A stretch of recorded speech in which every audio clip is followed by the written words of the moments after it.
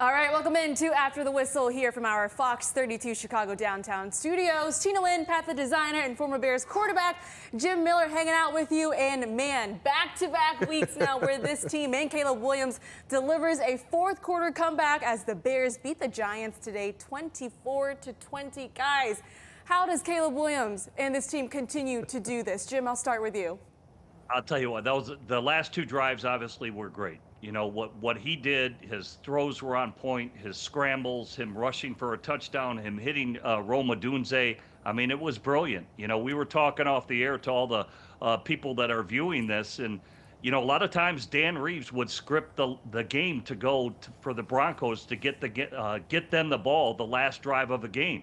In Caleb, that's kind of how it worked out. You get him the ball, he'll find a way to win. That's what he did at USC, and now we've seen it a couple times back-to-back weeks where the Bears get the ball last, and he's able to finish it. And a great job by the defense in crucial moments late in the game where they need to step up like that last drive. But that's really a nice job by Caleb today. No, 100%. I thought that today was a day where, you know, you saw the quarterback have a performance you needed to see. I said it last week, but if you were a doubter, this week, stamp it. He's a franchise QB. He's somebody who, when you put the ball in his hands in game-winning scenarios, he can drive down the field and get the job done and doesn't feel like it's under pressure. I mean, he seems pretty confident in those moments. He seems like he's not worried about it at all. Like, he's like, all right, I know where I need to go with the football. I know how quickly we need to get the ball out. I know where we need to, how much time we have left on the clock, how many timeouts left. He's under control with just about everything, and I love seeing that from Caleb to this point. I mean, like, to me, these are the kind of performances that you need to see top quarterbacks in the NFL have. And yeah, were there moments today where I was like, I'm not seeing what I need to see out of Caleb today? Yeah, 100%. It wasn't a perfect day here. I mean, he threw over 30 times, and the completion percentage is not great. But what you saw when you needed to see it was exactly what you see from guys that are the top guys who get the job done. I love what we saw from Caleb in that fourth quarter there. Yeah, no doubt about it. Caleb Williams now with his sixth fourth quarter comeback game since entering the league. I mean, he has talked about this before, right?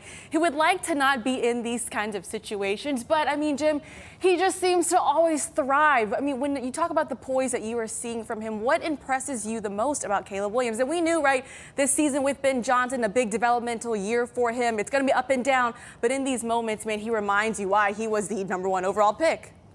Yeah, I think today you notice he did not lose his cool. Nothing went right really the entire game till the last two drives. All right, and that goes from the opening drive that they had, right? They only ran the ball one time their first series of the game. Yeah. They did not play well offensively. He was under duress the entire game. But this is the first time for me where I thought he didn't lose his cool.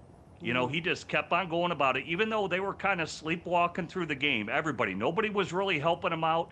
And fine, he could have jumped guys, he could have got on guys. He didn't. He kept his cool, and then he waited for the moment. And normally that's what he did at USC. He showed up in the moment, and that's what he did for the Bears today. But I love how you phrased it right there, because he did. He kept his poise, and like Pat said, when the times were there to make the plays, he made the plays. I mean, that was really a nice job by Caleb today.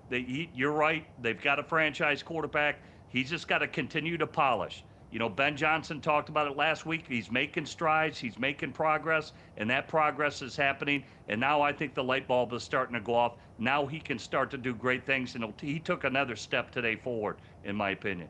Ben Johnson said earlier this week, right, that the Giants, yeah, they were 2-7 coming into this game, but this is an opponent, right, that you can't overlook, and we certainly saw that today.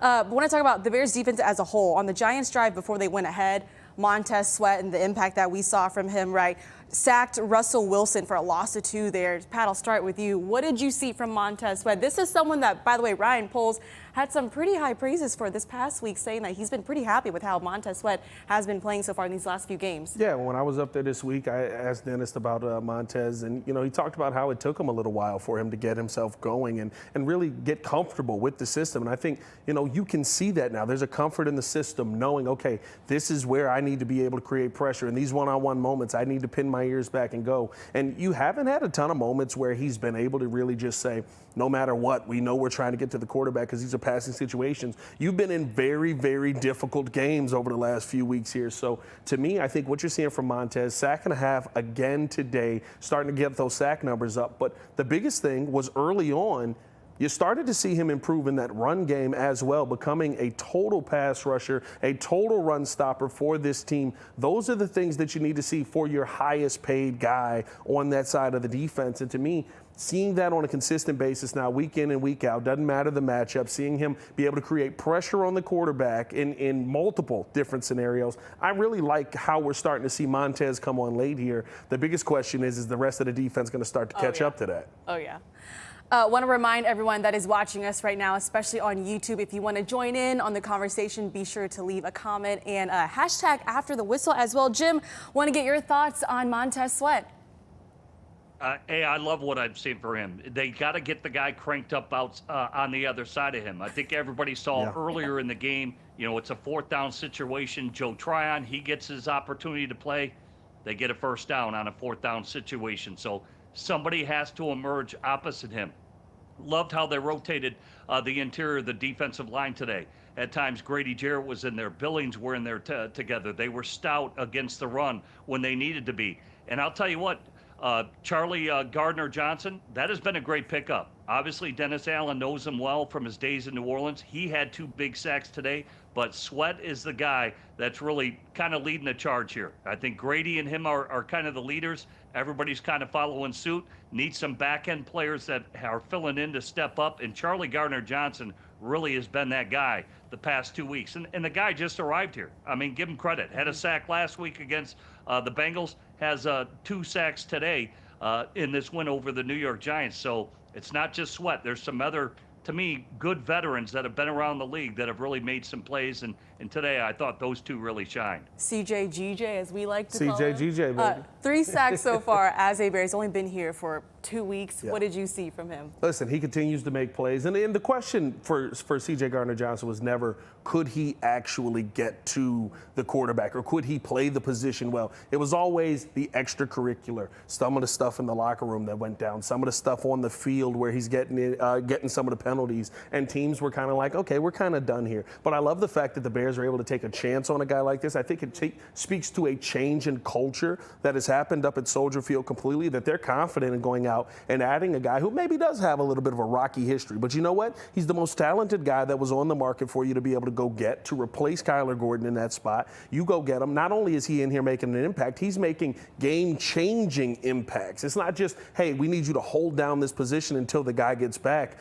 I said it when we were downstairs watching the game. C.J. Gardner-Johnson is playing himself into a nice little paycheck next season because, again, you see the talent on display. He's always had the talent. It was about the extra stuff, and it seems like right now, at this point, he's simply just locked in on, let me go out here, let me play my game, let me be dominant, which is what we're seeing out of him over these last 2 games. To me, this is one of the biggest additions, one of the saving additions to a very banged-up defense right now. Yeah. Oh, no doubt. This defense is certainly banged up. But, Jim, I want to ask you, if you're Dennis Allen, right, how tough is it for him to make these adjustments when, this whole season so far, dealing with injuries, Jalen Johnson, no Kyler Gordon this week, you lose Dio Odangbo as well.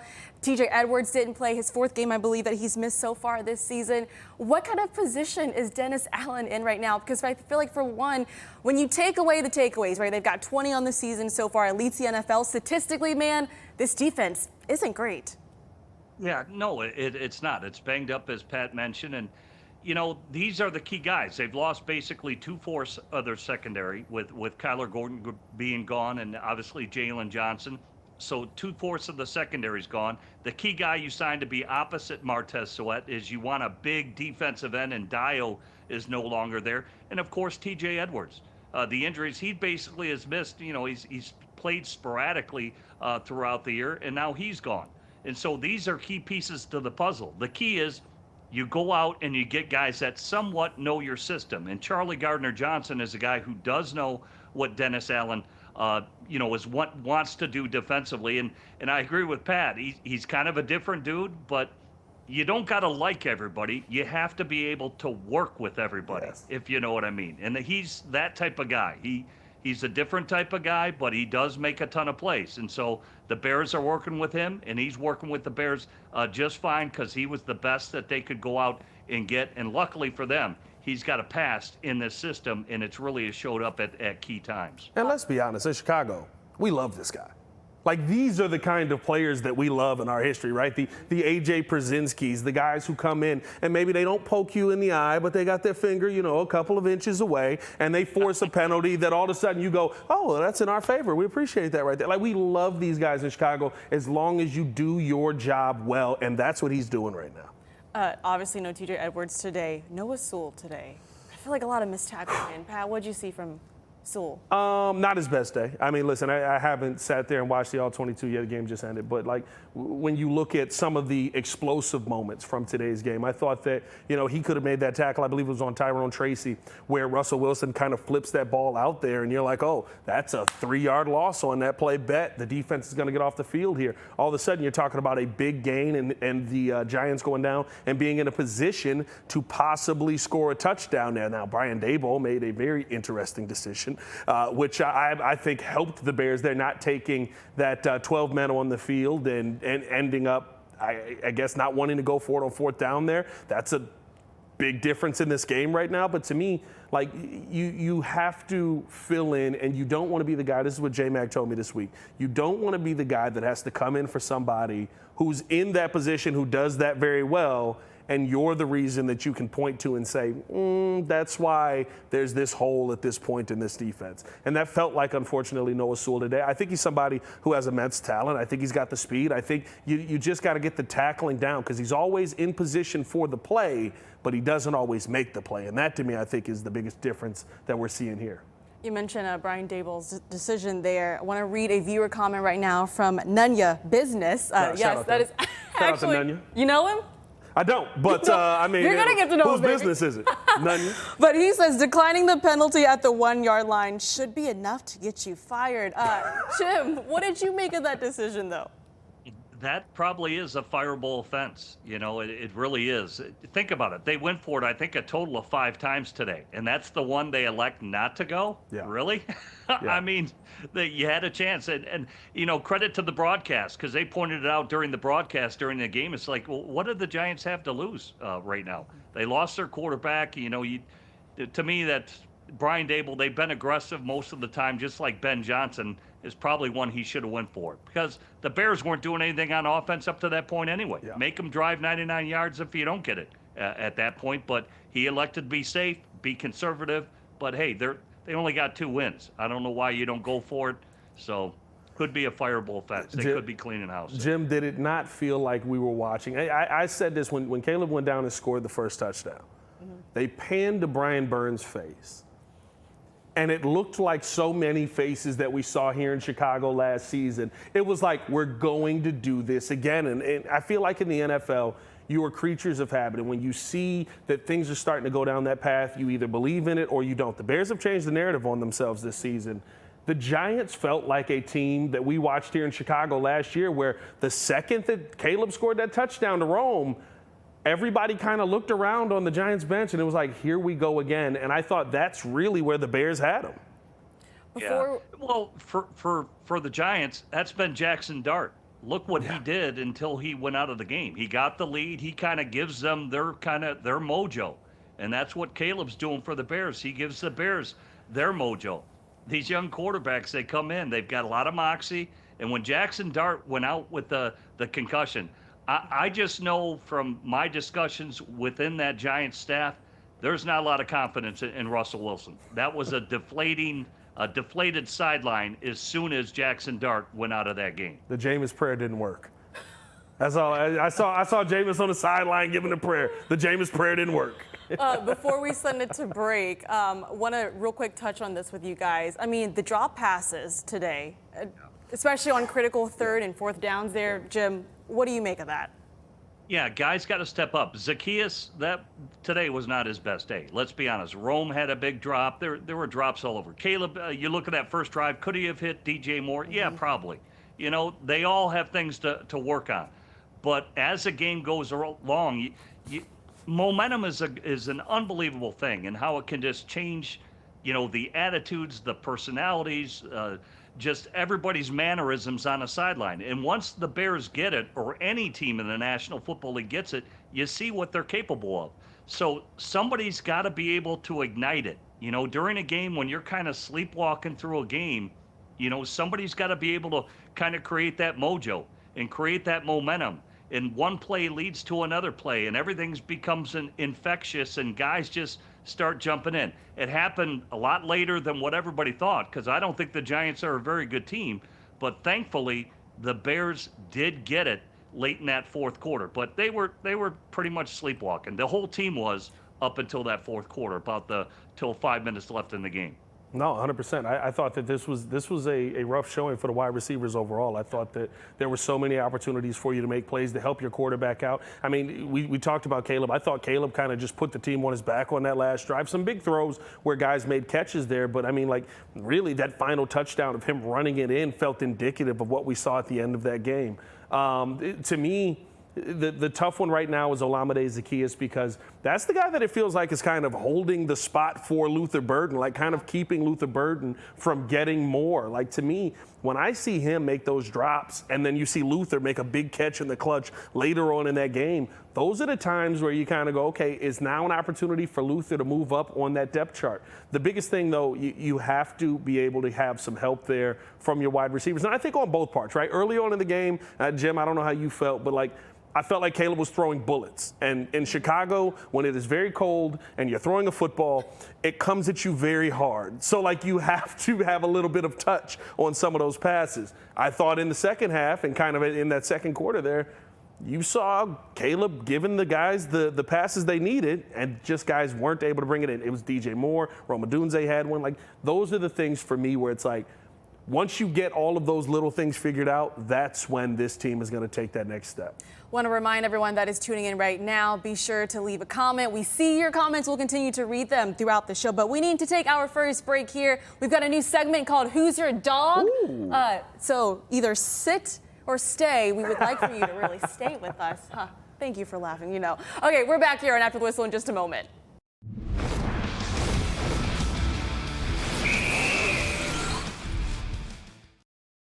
I thought the run game was immaculate today. I'm hype about a lot, if we're being real. I mean, DeAndre Swift, dog.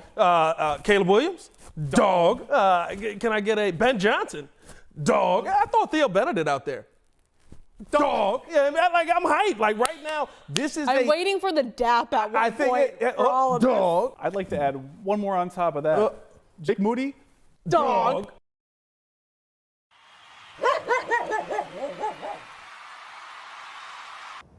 All right, time now for our new segment called Who's Your Dog, where we show you, or we tell you, who we think was the best in show. Shout out to our producer, Jason, for that. I know, right? That was well done. Pat, I'll start with you.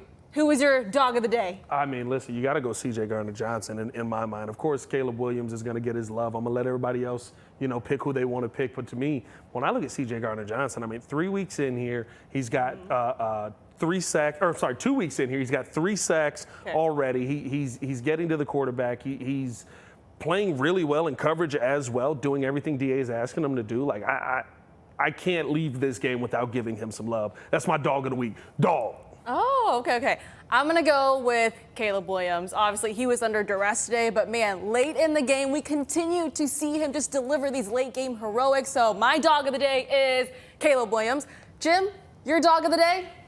This is easy. It's going to be Caleb Williams. You got to light it to ignite it, all right? So, and Caleb ignited everybody when it mattered the most, when the game was on the line. So it goes, my dog is Caleb Williams. Jim, when you're someone who, you're new, in a sense, new to this team, you joined this Bears team, 2-3 weeks ago. I know you're familiar with Dennis Allen, but what's the difficulty of coming in here and getting adjusted and getting caught up to speed? Yeah, you feel like an outsider. You want guys to accept you. You certainly want guys to ingratiate you into being a teammate. And the quickest way to do that is, 1, to show that you're tough, and 2, that you can make plays. He's done that. He's done that about as brilliantly as you can do. And probably because you're right, Tina, because he's comfortable in Dennis Allen's system and he knows how he calls games, he's able to do it a lot quicker. But for him, guys are going to accept him now.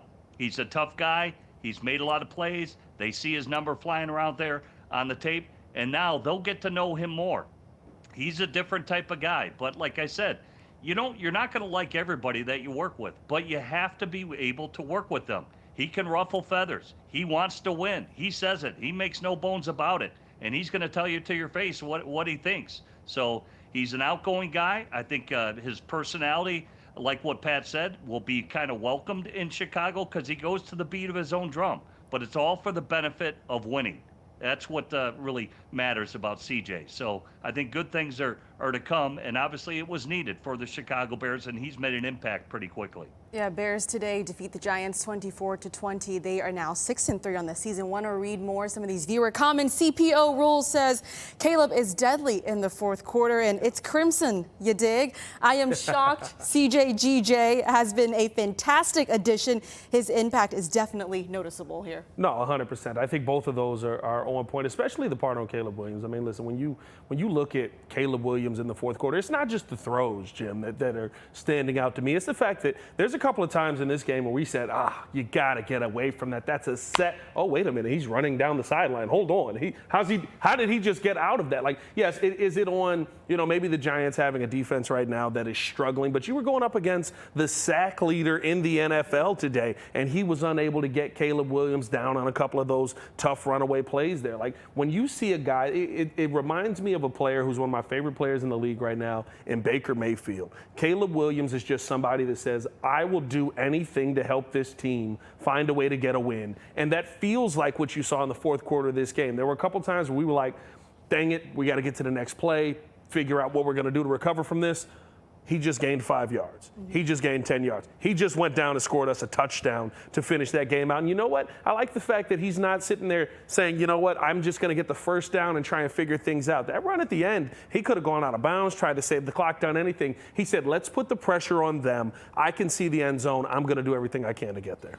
Jim, I'm curious. In a game where we knew that obviously weather was going to be a factor here, it just felt like Ben Johnson called more pass plays and really committing to the run. Were you surprised at that decision? Yeah, I was surprised, specifically the opening drive. Here, the Giants come in like the 31st ranked run defense in the league. In the Bears' opening drive, they ran one run play.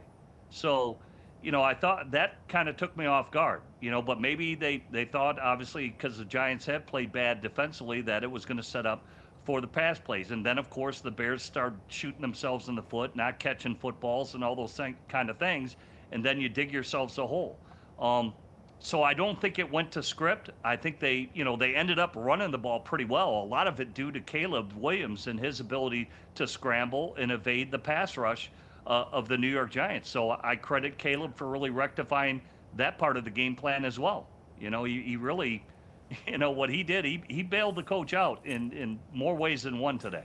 Yeah, I agree with you 100%. I thought it was an interesting game plan from the standpoint that Kyle Monangai and DeAndre Swift were running the football pretty well, and you didn't really have Caleb Williams throwing the football as elite. And I thought the throws were on target and were to the wide receivers, but you had guys dropping the football, as we talked about earlier in the game. Meanwhile, you had your running backs having a pretty good game. I was surprised we didn't go more with the run, especially in some crucial situations there after what we saw last week from Kyle Monangai as well. But you know what? Here's the thing. You're putting the ball in the hand of a guy that you feel gives you the best chance to win. That's what I take from this in the fourth quarter of it. And I love the fact that when you wanted to trust him, when you've gone into it, I believe now he is, since 2024, the best at fourth quarter comebacks in the NFL. Since he's entered the NFL, now 6, I believe, is number 1 in the league. So, you're putting the ball in the hands of a guy you can trust. I guess if we're having this conversation about anyone else that we're calling a franchise quarterback, we're probably not saying, don't give the ball to that guy. Again, want to remind everyone, keep your comments coming. We see them and we'll continue to read them throughout the show. But, when you look at right now the schedule ahead for this team, I felt like coming into this game, they really needed to take care of business because guess what? It does not get any easier than this. You take a look here. They take on the the Vikings next week. You got the Steelers, the Eagles, the Packers there, Browns, and then Green Bay once again. Jim, the road ahead, certainly not easy at all. No, it's not. Those are all good defenses. Obviously, the first two deal with a lot of blitzes. Pittsburgh has kind of dialed it down a little bit since they moved Jalen Ramsey to safety. They're not blitzing as much, and they got the big win over the Colts. But Vikings, nobody blitzes more in the NFL than Brian Flores. So he's got to be ready for blitz teams, zone teams. Eagles are just all 11 are good across the board. They pretty much are going to line up at their 1 yard line to the same defense to their own 1 yard line. So everybody should know what Vic Fangio does. He's a quarter or a quarter half guy. So Caleb's going to get a good dose of everything. But let's see where the Bears are. Now, I find myself saying that they are the offensive-generated team. Yeah. You wouldn't know it by today, but last week, and I think they can catch fire and get even better offensively. This is the best they've done in literally the last 5 years. They're averaging about 26.5 points a game. That hasn't happened in quite some time. It needs to be that and more moving forward against these tough matchups. Well, according to Tankathon, the Bears have the toughest remaining schedule. And, Pat, when you look at the rest of their opponents, out of 8 of them, only 1 has a losing record right now. I mean, when you look at that schedule, which game do you think will be a good measuring stick on where this team is truly at? Well, listen, anytime you get to measure yourself against the Super Bowl champion, that's going to be the biggest one. But we know what the measuring stick is here in Chicago. How's Ben Johnson going to do in his first time versus a Green Bay Packer team that is going to come off playing Philly here a little, I believe this week, right? I think they play the Eagles. And so, like, you get this sense of, okay, this is where we are versus the rivals. And the most important games in there, listen, over the next 6 weeks, if the Bears go 3-3, I feel really good. Like, okay, we found a way to get something that works versus teams that are winning. But you got to win some games in this division. Like you're 0-2 in the division right now. You were in a very dangerous spot in the division. You got Minnesota coming in, who's playing a little bit better football here. J.J. McCarthy seems like he's getting a little bit more comfortable with what's being asked of him. I think on top of that, you've still got Jordan Love that you got to deal with up in Green Bay, and you got one more matchup with Detroit. To me, looking at this final gauntlet for the Chicago Bears, the biggest thing is going to be finding a way to get those divisional games. Would love to see you get one of those wins versus the Eagles or versus the Steelers, especially because Aaron Rodgers is up there. You don't want to send him out with a one more I own you still. Like I think we'd all be sick to the stomach at that. But like it truly just feels like there's an opportunity for the Bears to do something really good in the division here. And as crazy as it sounds, those might be your most winnable games in that spot. Got another viewer comment here that I'm going to read. I don't think the Bears are going to lose another division game this year, but listen, next week they take on the Vikings. The last time they faced Minnesota, right, it was to start the season. Monday Night Football had an 11-point lead going into the fourth quarter. Meltdown, J.J. McCarthy took over. Jim, what kind of opportunity does this present to this team next week? I got to be honest, and excuse my language, I'd be pissed if I'm the Bears. If I'm a Bears player, I want payback. Yeah. That game was ours, and we blew it. And I want payback, and I think they need to go get the payback they deserve. As for what Pat said, they need a signature win. That would be against Philadelphia. And then I've been saying it all year. The Packers' rush defense is not good. You got to run the ball against the Green Bay Packers. That's why Carolina was able to just go up there and abuse them. They got rid of their 2 best run stuffers. They traded away the young man to Kenny Clark to Dallas, and they got rid of T.J. Slayton to the Cincinnati Bengals in the offseason. The Bears' running game, and they rushed for 171 today. Again, Caleb was a big part of it.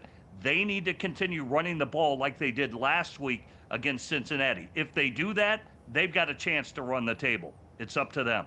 Packers, to me, I feel like they've been consistently inconsistent this year, Pat. Listen, I told you, I'm not a big believer in the Green Bay Packers this season. I feel like they're a team who got some good wins early on in the season, but it kind of was like it's right there, and you refuse to take this next step. They play to the level of their competition. 100%. They always play to the level of the competition. They haven't yet become, to me, a dominant team. I think Jim's point about them struggling in the run defense has really been exposed to the entire NFL. And guess what? You got some teams coming up here over the next couple of weeks that run the football really well. Of course, like you said, signature win. Give me a Philly win. Like, if you find a way to beat the Super Bowl champions, like, now we're beating our chest on something serious here. But if we're being honest, Chicago cares about one team, and I think it's a team that the Bears have a lot of advantages against going into this game. Oh, by the way, you still are one of the best teams as far as turnovers in the league. Jordan Love loves to give that football away. We always say, oh, he's only got a couple of turnovers, but those turnovers last week, that interception is one of the worst interceptions I've seen in the last 5 years, and I've seen some rough interceptions in Chicago. All right, well, stay with us here on After the Whistle, because coming up next, we're going to hear from Bears head coach Ben Johnson.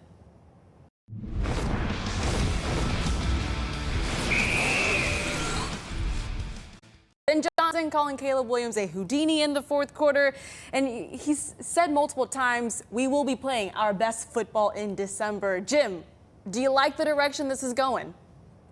Yeah, I do, because in that, what you just heard from his comments, he is trusting his quarterback. He said it, you saw him, like you mentioned, he's Houdini. So that gives him a lot of freedom as a play caller, knowing Caleb can bail him out. All right, Caleb can make something out of nothing. So that gives him a high volume of plays in certain situations, because why? He trusts his quarterback now. Pat said it earlier in the show. He wasn't running to go out of bounds when he knew he could have gotten the end zone. He's thinking situationally. Yeah, he's thinking the risks and rewards of every play. All right, this is going to be the pro, this is going to be the con. And now the coach trusts him. So that's a good thing. That's something that every Bears fan should welcome, the head coach saying that, because now he trusts his quarterback and how he's preparing, how they're seeing the game, and now how he can call plays, because he's given his quarterback freedom, because he trusts that Caleb could weigh the risks and rewards of what good and bad can happen in every situation. Pat, yeah. Final thoughts? You're in a situation now where you're getting some of those no Caleb, go Caleb moments, right? We saw that before with multiple players in Chicago here, and so it's good to see it with finally a quarterback, and one who I thought he showed a lot of poise. Ben said he was the same guy. He was incredibly confident in those final couple of drives there, and to me, if you are looking forward at what could put this Bears team ahead in some of these tough matchups that they're going to have, it's Caleb Williams right now. Yeah, no doubt about that. All right, Caleb Williams with his sixth fourth quarter comeback today as the Bears beat the Giants 24-20. Tina Nguyen, Pat the designer, Jim Miller. Guys, thanks for hanging out. We'll see you here next week, because guess what? The Bears take on the Minnesota Vikings. Same time next week.